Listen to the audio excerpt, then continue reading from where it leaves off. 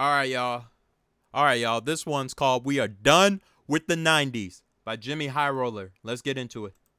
My brothers, we are in the midst of a civil war. The age-old debate of past versus present has reached critical mass, and sides have been taken. A revolution is taking place, and we're losing good men.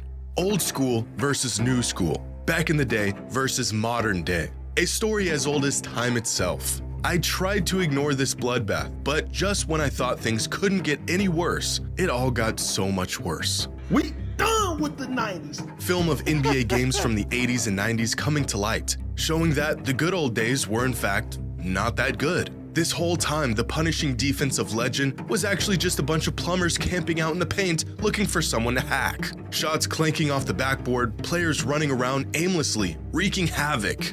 And worst of all, Michael Jeffrey Jordan, the supposed greatest basketball player of all time, didn't even have a left hand. What is going on? Have we been lied to about basketball in the 80s and 90s? Are we really done with that era of hoops?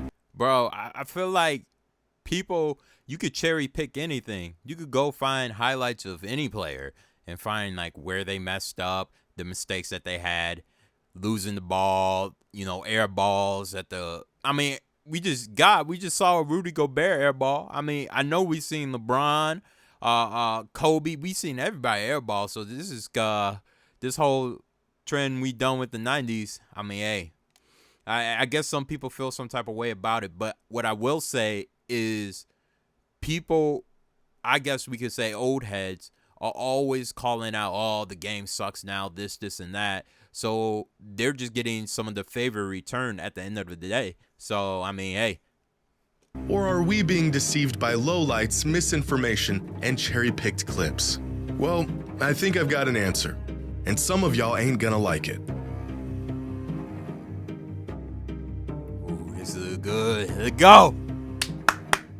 Let's get it. Today's video is sponsored by Film Offer 10 or you other code with the 90s. 5 simple words that have completely divided fans of the NBA. I've seen well thought out video essays, hard-hitting analysis, testimonies from past and present players talking about their experience in the league and how it's changed over the years. And none of those things managed to do what these 5 simple words have done in just a week. Soon enough, the clips came rolling in of players from that era dribbling off their feet, throwing up air balls, and putting together moves that you might see at your local high school's JV game. So, for whatever it's worth, here is my long-winded take on this whole discussion.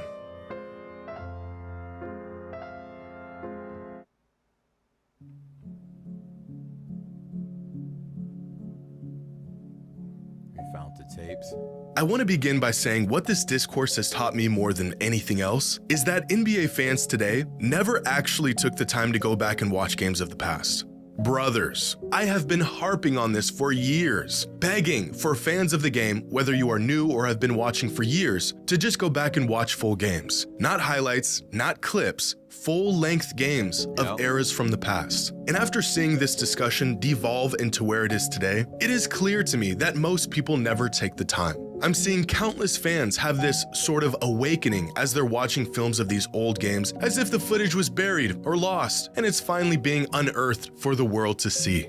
It's been right here on YouTube for the past 15 years. You mean to tell me the same fans who chime in with a full-blown thesis on the GOAT debate never spared the time to even watch the games they were referring to? I guess that does explain a lot.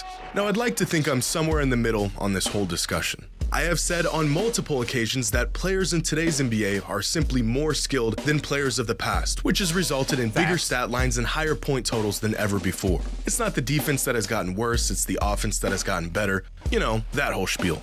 But I also have an appreciation for the greats that came before and how incredible some players of past eras were.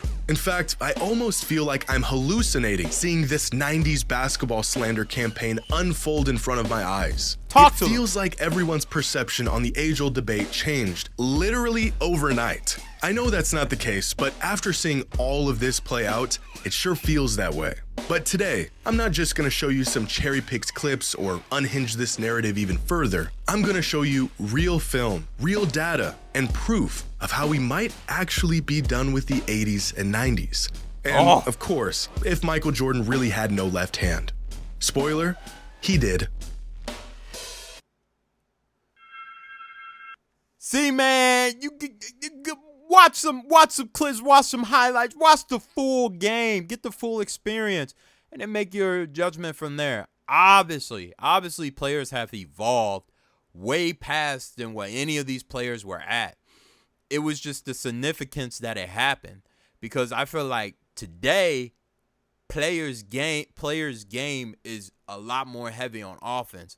And then you got the players of the past. When a guy like Magic Johnson comes out and doing all them passes, you ain't never seen that before. When you got someone like Mike come out and start dominating the score, you never seen that before. But let's see what Jimmy says here. Now, I have been an advocate for the modern players are better than players of the past movement for quite some time now. In fact, as crazy as it is for younger fans to say Michael Jordan was trash, it's just as absurd for older fans to say the game hasn't evolved and gotten better over the last 30 years. Exactly. Because that's all this debate really is. Young fans versus old fans, or fans that watched this versus fans that are watching this.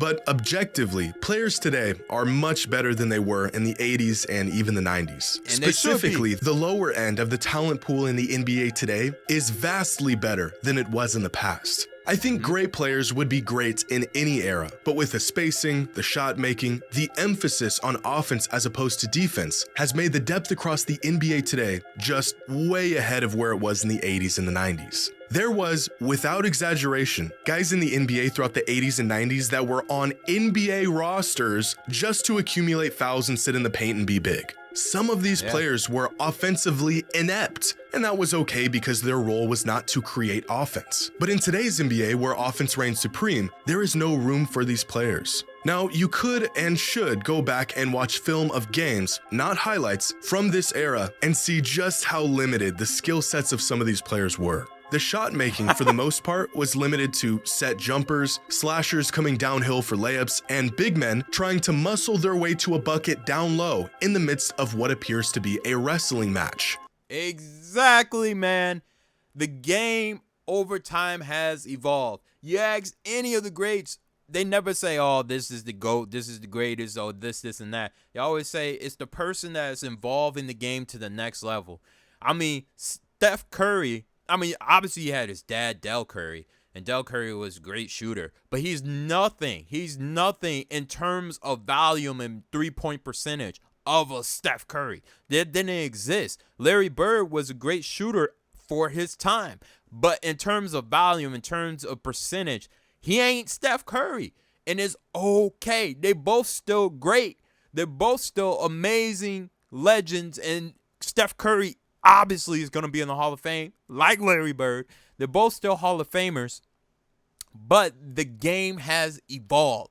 You have to be more equipped. You have to have better ball handling skills. You got to be, I think there is a certain level of physicality that has leveled up in the game. So when we talk about all those things, these guys today are going to be so much better than the guys of the past. But that does not take away from the talent and the greatness that some of those guys in the past have had. It's just the game has evolved. They became more skill set players. There were more people that can pass. There was more people that can shoot. There was more athleticism.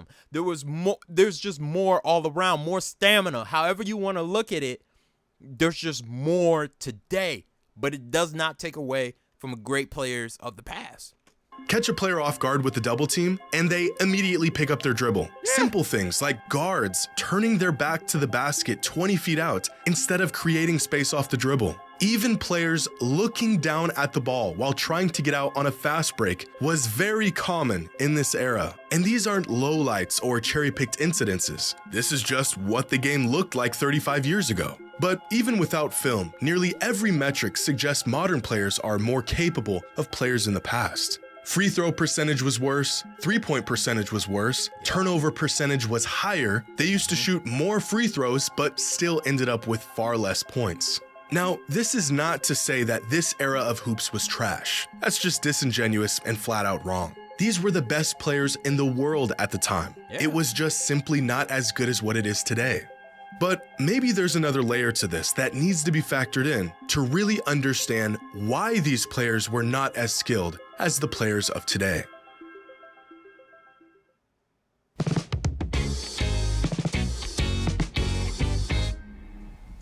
Now, despite this being a very relevant topic for years, the idea of rule changes and how these changes have affected the game still remain a mystery to some. Players were a product of their era and the rules of their era. The first step to discovering greats of the past is to watch film of them play. The next step is to gather and understand the context of the film you are watching. When you see a 6'9" Magic Johnson go flying down the court with what looks like kind of a stiff dribble, you may think the man has no bag. But my friends, Magic Johnson did have a bag, but the rules in place. Wait. I don't know if y'all remember this. I don't know how many years ago this was, but Magic Johnson was like 40 or something. He bought out like a team in like Europe or something, and he like literally played for them. And this dude was diming like crazy. Like this dude's passing skills were literally unbelievable. And I don't know, like, looking at, obviously it's not against the NBA players or anything, but it's against EuroLeague players in that same breath. But he was still holding his own out there. That's how good and great of a player that he was. So there's no doubt in my mind with the top of the tops, you know, their game would have been able to evolve if they were born a little bit later, you know, and they got to play in a little bit more modern times. But the transition, it's like this, music. Take music, for example. You have so many great songs, but so many of those great songs are sampled. They're sampled from other pieces of music. That music you go back and listen to, you're like, oh, it's all right. But at that time, it was really good. And someone took it and built upon it and kept building until it evolved into what it is today. The same thing in sports. You got kids sitting down, teenagers, players sitting down, athletes sitting down, watching some of these guys growing up. And they're like, I like that. But I think I can do it better. I think I can add something to it. I think I can add my own flavor, my own twist to it and make it a little bit better. That's okay. And that is what has happened throughout all of sports. There's additions, there's eras, and each era is supposed to get better. There's something that's supposed to evolve and move the game forward. And that's what we see. At the time, only allowed him to reach so far into it before he got called for every violation in the rulebook. Consider the fact that any move where your hand wasn't completely on top of the basketball was considered a carry. No 0 steps, no gather steps. You get 2 steps and anything more was called a travel. No backward shuffles to create separation. No lunging into players to draw easy fouls. Here's a clip of Danny Ainge hitting Kevin McHale with a hezzy in the mid-80s. And the man thinks he just witnessed witchcraft. But when practice sessions were completed, some of the most competitive competition began. Double dribble. No. Double dribble. Double dribble. Look at that, the rules too. Here's some more clips of players getting called for travels and carries doing moves that are very typical and allowed in 2024. 90% of the moves you see today, the very method most players generate their offense, would be called for some sort of violation 40 or 30 or even 20 years ago. And this isn't just some cop-out or excuse as to why these players of the past weren't doing this stuff. The rule changes are real, documented pieces of NBA history. You can literally look them up. The game got looser, players grew up and shaped their game around these looser rules, and now they have free reign to let their basketball bag run wild. Yep. But that's kind of the point. Players of the past didn't grow up practicing 25-footers. They didn't work on a dozen moves to create separation. They played in offensive systems that focused on the team, the collective, schemes and sets that resembled something closer to college basketball, where ISO possessions were few and far in between, so they never developed an arsenal to counter these situations. The rules of the time limited their game, which resulted in them having a more limited skill set than players today. If Larry Bird grew up with a three-point line, he might have been the greatest long-range shooter ever, but he didn't. And as a result, he didn't shoot a lot of threes and he wasn't as efficient as the best shooters today. We can sit here and assume these players of the past might be as capable as players today if they were playing under the same rules and conditions, but they didn't. And I don't think we should assume that. The fact is, they played in a different time, and they became a product of that time. Yep. But that's not to say the game was trash back then, or that the superstars of these eras couldn't compete in today's league.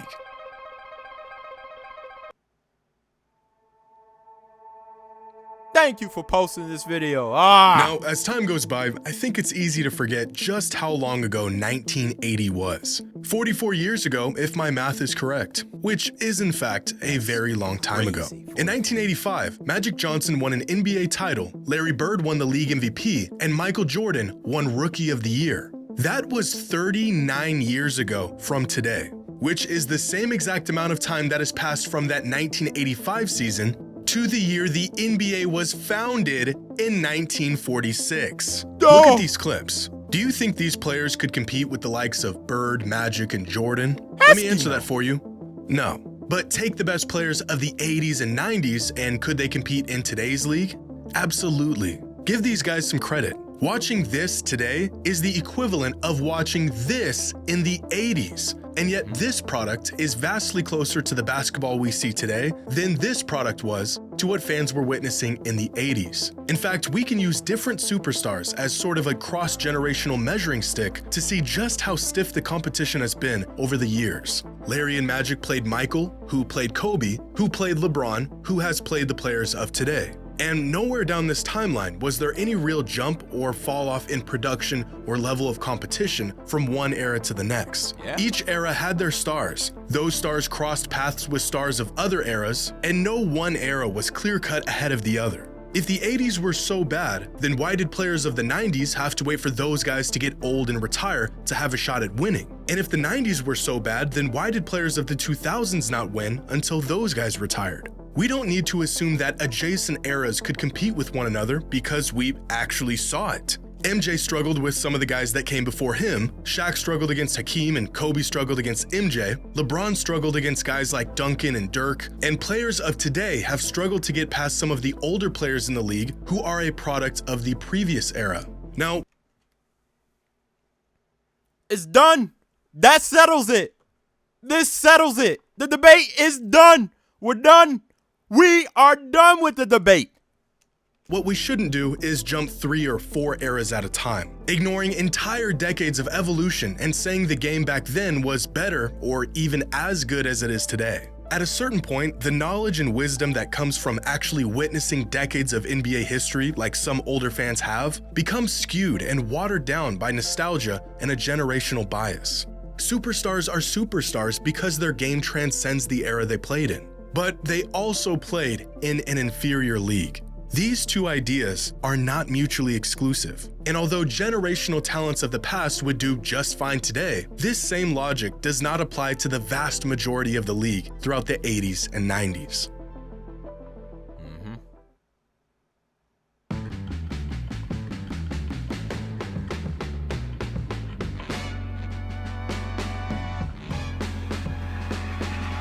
So if the 80s were inferior to today's league and the 90s were inferior as well, when did the NBA become not trash? Well, it depends on how you look at it. Ironically, I think there's a pretty clear distinction to the skill set of players before Michael Jordan hit his peak and after. For example, the early 90s and late 90s, although being in the same decade, were massively different in play style and skill set. Think for a second about the fact that Magic Johnson was still in his prime in the early 90s and Allen Iverson was entering his prime in the late 90s. In less than 10 years, basketball became a massively different game.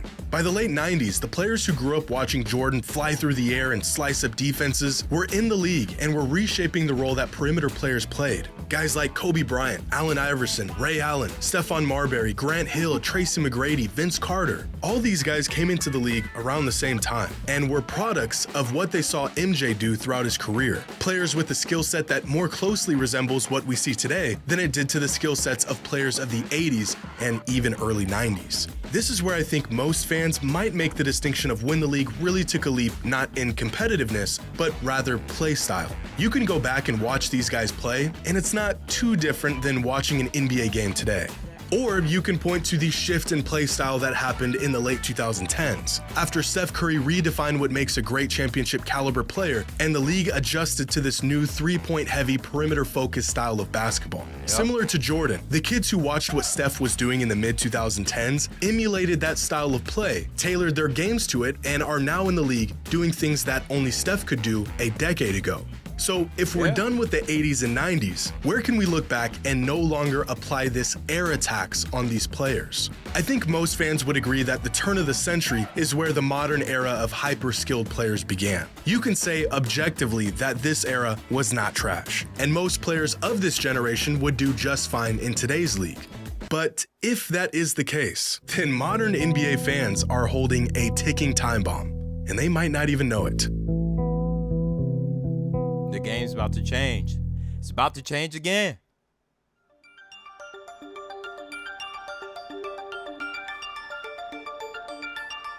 When we are older and a new generation of NBA fans claim our favorite players, the guys we grew up watching, are not as good as the players of the future, what will you have to say? Right now, there is no one in the world who can shoot like Steph Curry.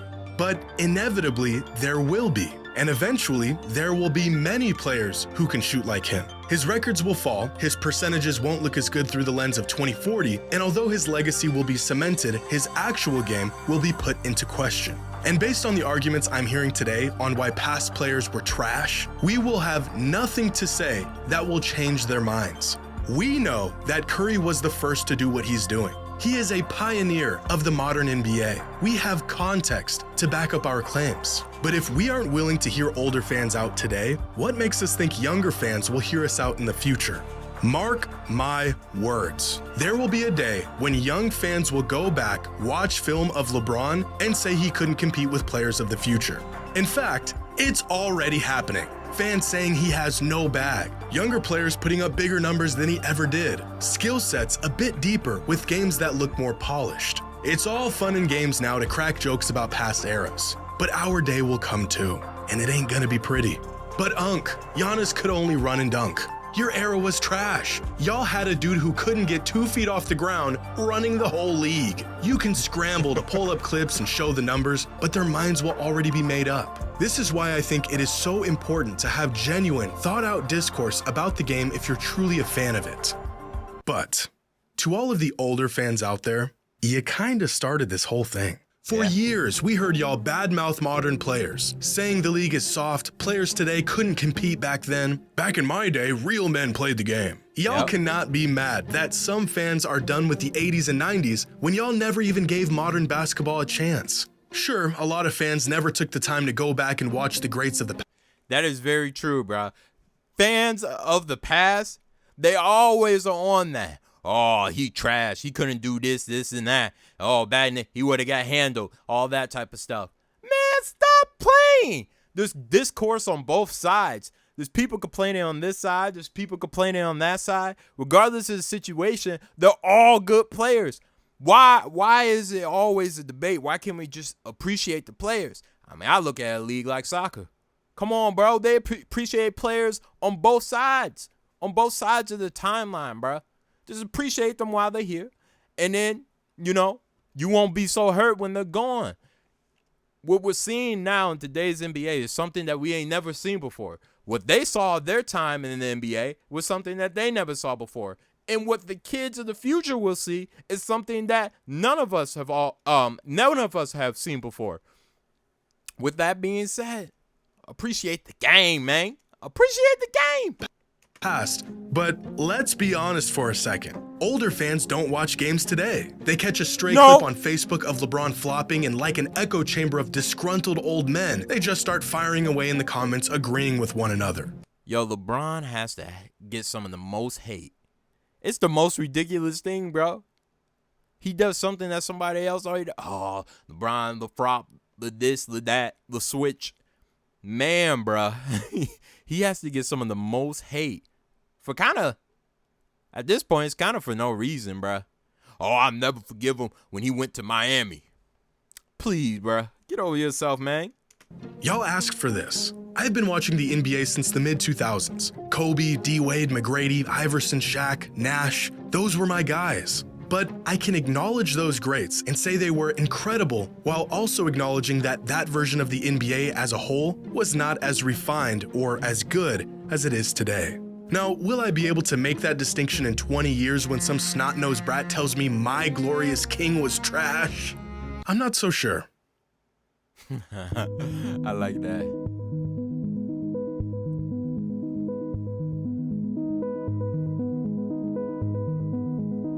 Now, it's time to once and for all take a real close look at this accusation that Michael Jordan did not have a left hand. I felt like I was having a bad dream when I first saw this claim, but unfortunately, I was not.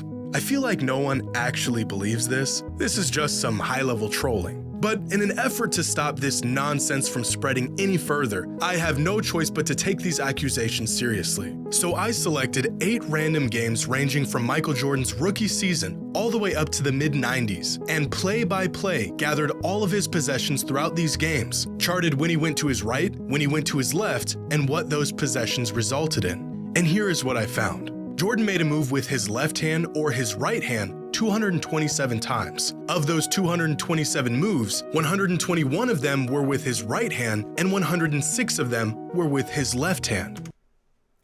You see how so much misinformation can get spread in a matter of seconds, bro? Like, what are people talking about, bro? It's crazy. You could cherry pick so many stats and be, oh, he did this. Oh, he did that. Nah, bro. It's so easy, bro. Go on YouTube. Type in the game. The full game will be there. It will be there. And you can make the distinction for yourself. But understand, at that time, the game was so much different. And it's different. It was different then. It was different when LeBron came in the league. It was different when Shaq, Kobe, Allen Iverson were in the league. It was different when Kevin Durant came in the league. And now it was different when Steph came in the league. And now even today in 2024, the game is different from 2016. It has evolved. And that is what happens, bruh. But to say that this person didn't do this or didn't have that, or they wouldn't succeed in this era, this and all that type of stuff, you're probably right if you're taking them from that specific time and taking that form of them and placing them right here. But it is outrageous to say that if they didn't have the same start and the same tendency, I mean, not the same tendencies. Dang, man, I'm messing up. If they did not change, if they did not have the same opportunity to evolve the game that the other player did based upon them, who's to say that any of this will be here? I mean, come on, bro. Like, Steph Curry's a perfect example because he's the most recent example. This man was shooting threes all the way from the logo, all the way in the back court. He was shooting threes dang near full court. Now look how players play today. Now they have adapted their game to the three-point shot. So the same thing happens every single time. We are pushing the game forward. We're not trying to go back and take it back. Come on, man. We don't want what they were doing back then to happen right now. We want the game to move forward and to progress. We want it to progress. Now, I think, me personally, I think that since Mike is a little bit closer to the current time, I think you could pick him up and drop him in. If he had the same rules that the NBA has now, hell, Mike might be averaging 40, 45. Who knows? I'm not saying that he would, but he could be averaging close or similar to his same numbers, if we're being completely honest. If you was to pick up Magic might be able to average more assists because he can be more free with his game. This is the progression of the sport, and this is what has to happen. Of the 121 right-handed moves, he passed up or got fouled on 54 of them, so I didn't bother charting those. 65 of these moves resulted in a shot, in which he made 63% of them and only turned the ball over 2 times. Now, moves that he made with his left hand resulted in a pass or him getting fouled 45 times, while 55 of these left-handed moves ended up in a shot, in which he made 51% and 6 moves resulted in a turnover. So based on this data, Jordan was definitely more comfortable going right. especially near the rim and even on mid-range jumpers. He struggled a bit in comparison to his right whenever he pulled up off of a left-handed dribble.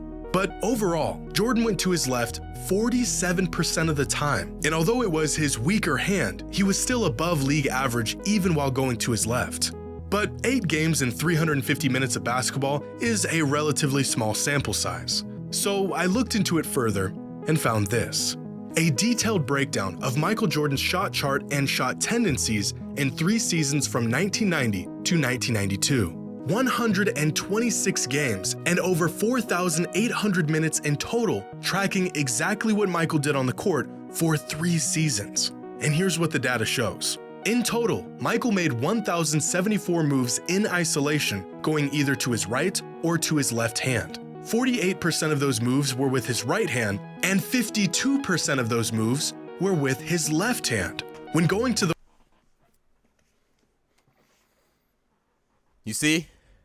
Y'all see what I mean now. The data, the clips, the highlights, it can all be cherry picked, and you can make your own narrative out of anything with anything. You can do that. And you can say that this person can't do this or they can't do that. You can literally do that with anything. But when you look at the full scope, the sheer scope of things, and you're like, oh man, I guess I was wrong. Yeah, you was wrong, man. It's just crazy, because then the same people be like, LeBron ain't got no bag and this and that. Oh my gosh, bro. There's always going to be hate and noise and all that type of stuff. That's why you can't listen to that stuff. Man. The right, Michael shot 61.7% on 410 shots with 15 that right hand turnovers, dominant, resulting in 1.38 points per possession. When going to his left, Michael shot 61.3% on 421 shots. They're basically the same stats. They're basically the same stats. And we have been lied to, misconstrued, bamboozled, made an absolute fool. With 36 turnovers, resulting in 1.31 points per possession. So even with a much larger sample size, Michael not only had a left hand, he went to it just as often as he went to his right, and was nearly as proficient with his left as he was with his right. Now, for some context, throughout this 3-year span, Michael made on average 4.4 left-handed isolation moves, or in this case, isolation possessions, that resulted in 1.31 points per possession. Now, here are some prolific scorers from this season and their overall tendencies and efficiency in isolation. Keep in mind, this data includes both right-handed and left-handed moves from these players. And now here is Michael Jordan with... Somebody better call. Whoever started the trend we done with the 90s needs to call and apologize to all the players of the past and all the players right now. They need to call and apologize to all the players. They have to. They have to. Because look what you've done. Look what you started. Just his left hand. So, yeah. I'd say contrary to what has now become popular belief, Michael Jordan had a left hand. And I cannot believe we had to dig into the data to come to this conclusion. It's insane, bro. People say anything on the internet, man.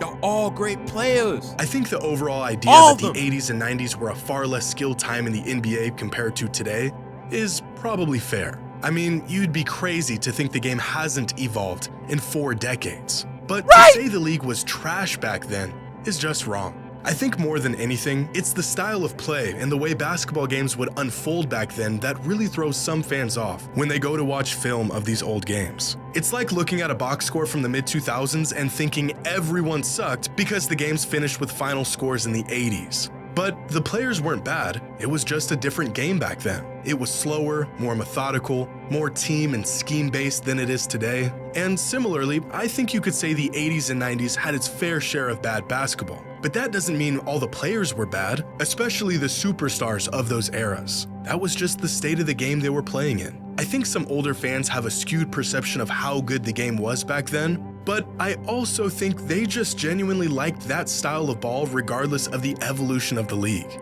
In 20 years, there could be a dozen players around the league that shoot like Steph Curry. But I doubt we will hold the same appreciation and affinity for those players as we did to the guy who pioneered this style of play and did it during the good old days. In the 90s, no one looked back at how the league was in the 60s claiming it was better. And so realistically, we shouldn't be looking back at the 80s and 90s claiming the league was superior than it is today, or even just as good for that matter. A lot of these ideas that favor modern basketball are becoming more mainstream as fans dive deeper into these topics and add context to narratives that have been floating around for decades. But I think this push to be done with the 80s and 90s is a bit overkill. We want to add context and nuance and knowledge to these discussions, not remove entire decades from it altogether.